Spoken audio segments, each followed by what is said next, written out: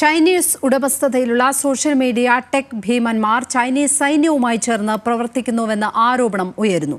Chinese ഉടമസ്ഥതയിലുള്ള Tencent, CATL എന്നീ കമ്പനികൾക്കെതിരെയാണ് അമേരിക്കയുടെ ആരോപണം. ഇരു കമ്പനികളെയും US പ്രതിരോധ വകുപ്പ് കരിമ്പട്ടികയിൽ ഉൾപ്പെടുത്തി. സോഷ്യൽ മീഡിയ ആപ്ലിക്കേഷനും ഗെയിമിംഗ് അധികായരുമായ ടെൻസെന്റ്, ബാറ്ററി നിർമ്മാതാക്കളായ CATL എന്നീ കമ്പനികൾക്കെതിരെയാണ് US പ്രതിരോധ വകുപ്പിന്റെ ആരോപണം. ചൈനീസ് സൈന്യവുമായി ചേർന്ന് പ്രവർത്തിക്കുന്നുവെന്ന് ആരോപിച്ചാണ് ഇരു കമ്പനികളെയും US കരിമ്പട്ടികയിൽപ്പെടുത്തിയത്.